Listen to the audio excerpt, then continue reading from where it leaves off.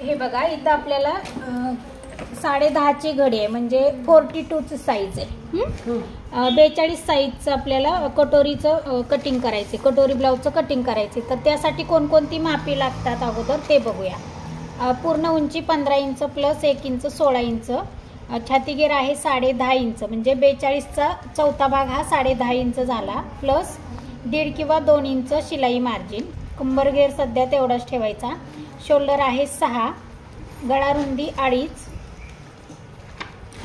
मुंडा 6.5, पुढील गळा आहे 6.5 प्लस अर्धा इंच बरोबर 7 इंच. मागचा गळा आहे 9.5 इंच प्लस अर्धा इंच शिलाई मार्जिन बरोबर 10 इंच. बाहीची उंची आहे 11.25 आहे, प्लस 1 इंच शिलाई मार्जिन तर 12.25 इंच. बाहीची फिटिंग आहे 6 इंच प्लस 2 इंच बरोबर 8 इंच. आता हीच मापे आपण इथे पेपरवरती टाकूया. आता बघा पूर्ण उंची आहे 15 इंच प्लस 1 इंच 16 इंच झालं. तर 16 इंचावरती अशी मार्किंग करून घ्यायची. 16 इंचावरती जशी आडवी लाईन आखायची.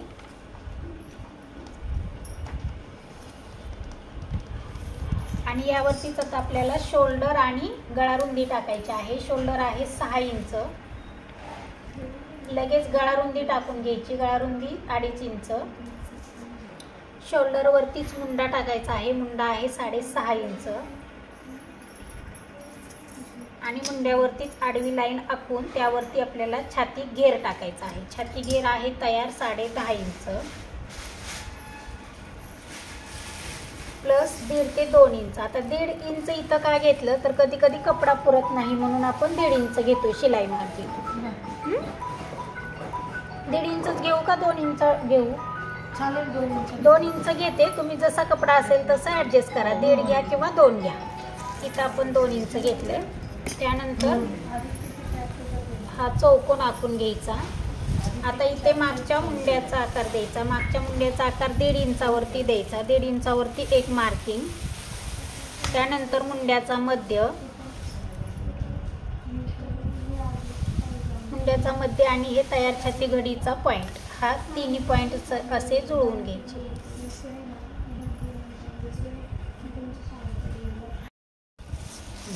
आता मागचा गळा किती आहे? 9.5 इंच प्लस अर्धा इंच म्हणजे 10 इंच.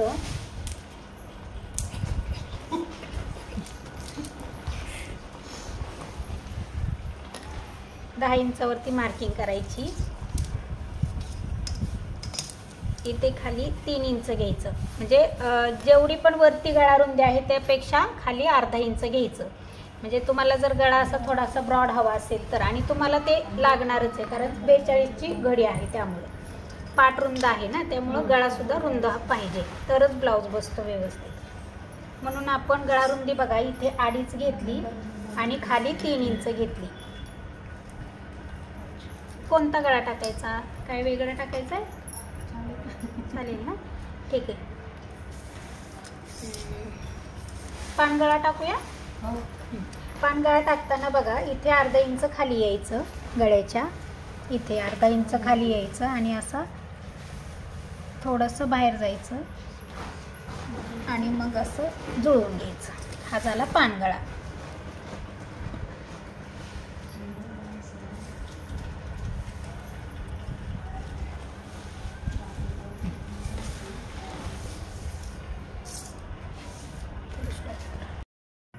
आता इथं आपण थोडक्यात आहे ना ड्राफ्टिंग समजावून घेऊया. पूर्ण उंची आहे 15,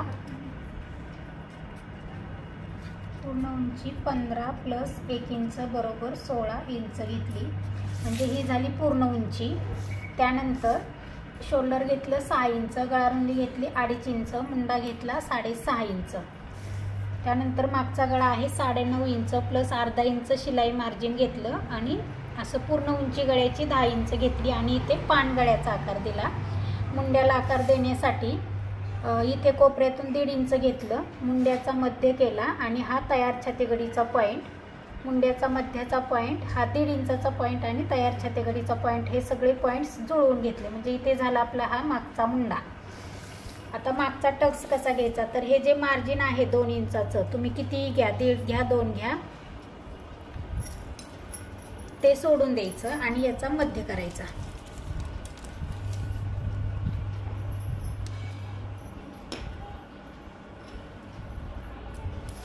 आणि हा टक्स उंचीला 5.5 इंच, रुंदीला अर्धा इंच घ्यायचा.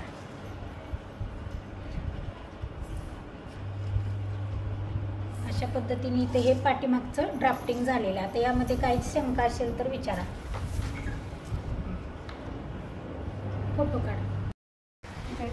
आता हे फक्त आपल्याला कट करून घ्यायचं.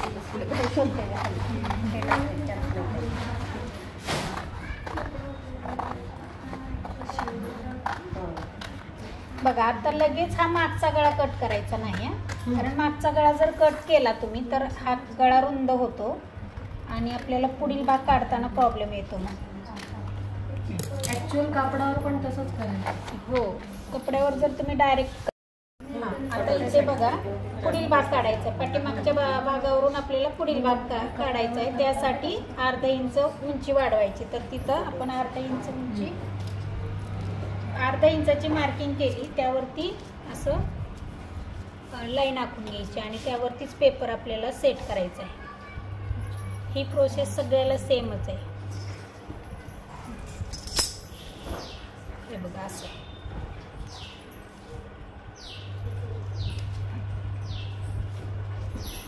आणि हे जसा आहे तसा आकार आखून घ्यायचा.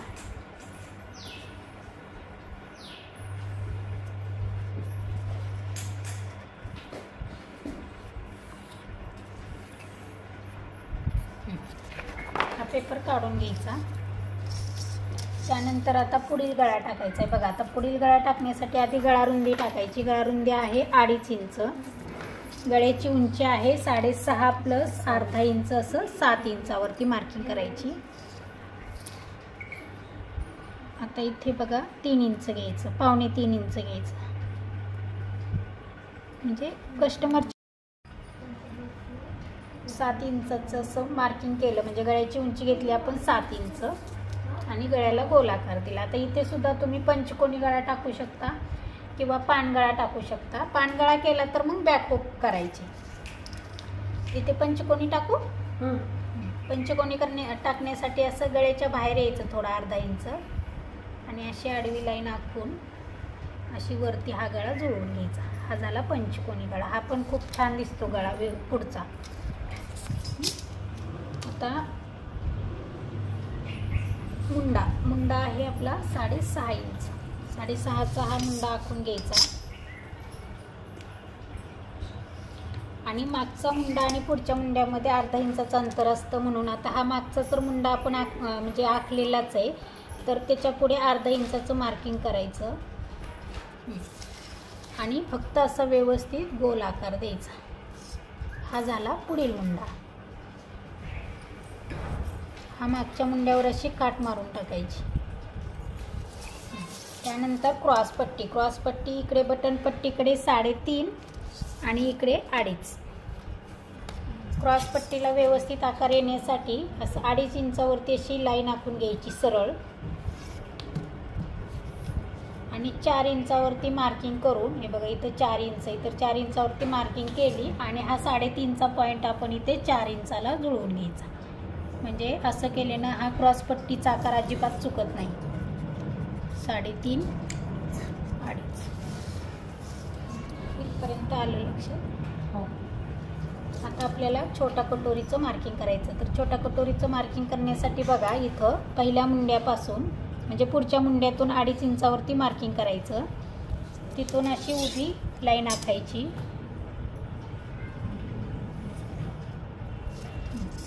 नाही, कटोरीला हा गळा नाही सूट होणार, गोलच गळा घेऊया आपण. मग ते पेपर कटिंग करताना याला प्रॉब्लेम येतोय थोडासा या गळ्याला. ते तुम्ही नंतर करू शकता, म्हणजे नाही का पेपर कटिंग काढलं आणि आता म्हणजे गळा आपण जेव्हा आपण गळा शिवतो, गळ्याला फिनिशिंग करतो, तेव्हा तुम्ही म्हणजे आहे तेच जोडायचा भाग, हा गोल गळ्याचाच जोडायचा आणि जोडल्यानंतर परत हा आकार देऊ शकता तुम्ही. ते आपण शिलाई करताना तुम्हाला दाखवेल, हां शिवताना दाखवेल तुम्हाला. पण आता हा गोल गळा घेऊनच आपल्याला छोटा कटोरी काढावा लागणार.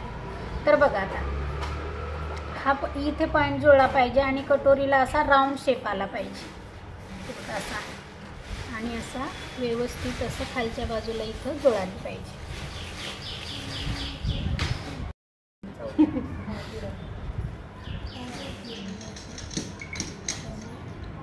ठीक आहे, थोडं बंद कर. आता हे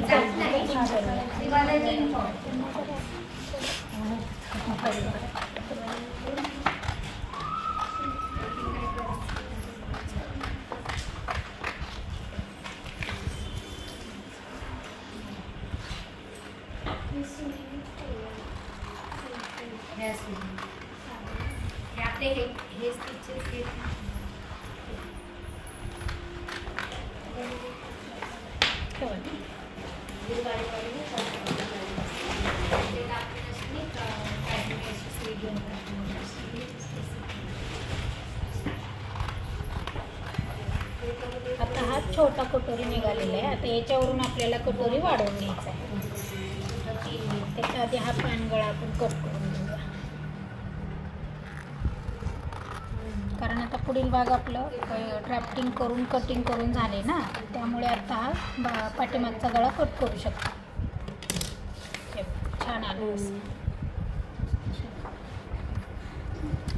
आता यावरून आपण कटोरी वाढवून घेऊया.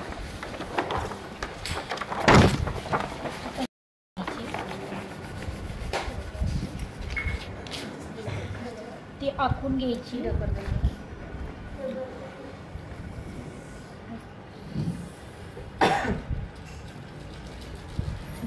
आता ही काढून घ्यायची.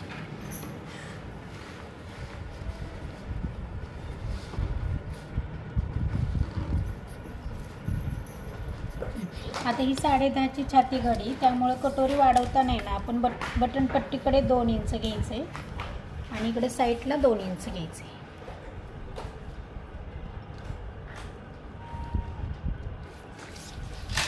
इकडं गळ्याच्या बाजूला जेवढं आपण शिलाईमध्ये घेतो तेवढंच,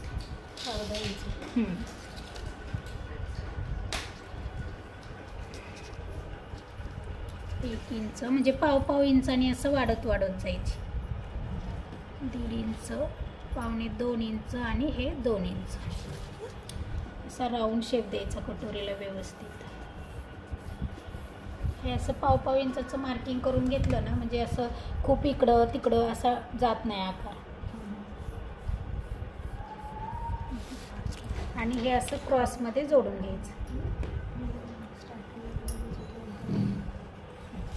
आणि आता हे जे वाढवलेली कटोरी आहे ना, त्याचा परत मध्य करायचा. मध्य केल्यानंतर खाली 1.5 इंच घ्यायचं किंवा 2 इंचही घेऊ शकता इथं तुम्ही, कारण कटोरी म्हणजे हेवी माप असल्यामुळे इथं 2 इंच घेतलं तरी चालेल. उंची पण जास्त आहे ना याची, 15 इंच उंची आहे पूर्ण उंची, त्यामुळे इथं 2 इंच घ्यायचं खाली. बघा आता कुठं वाढवलं. इकडे बटन पट्टीकडे आपण 2 इंच वाढवले, इकडे साईडला 2 इंच वाढवले आणि याचा वाढवलेल्याचा मध्य केला आणि इथं खाली सुद्धा आपण 2 इंच वाढवलं. आणि इकडं गळ्याच्या बाजूला इथं शिलाईत जेवढं अंतर जाईल तेवढं, म्हणजे पाव इंच घेतलं, त्याच्यानंतर 1/2 इंच, त्याच्यानंतर 1 इंच, म्हणजे असं 1/2 inch, 1/2 inch, 1 inch, 1.25 inch, 1.5 inch, 1.25-2 inch आणि 2 इंच अशा पद्धतीने मार्किंग करून आपण हा व्यवस्थित कटोरीचा आकार दिलेला आहे. आता हे आपण जसं आखलेलं आहे तसं कट करून घ्यायचं.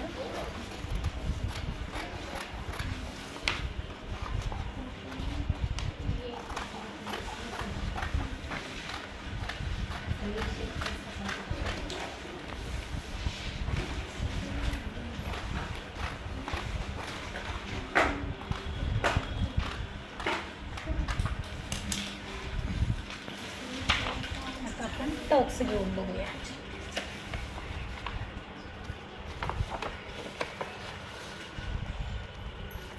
कटोरीचा असा मध्य करायचा आणि आता आपण जेवढं वाढवलेलं आहे ना तर खाली 2 इंच आणि वरती उंचीला 3 इंचच घ्यायचा.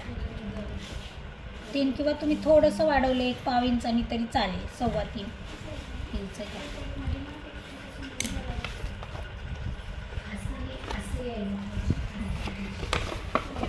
टक्स घेतल्यानंतर ही अशी कटोरी असेल.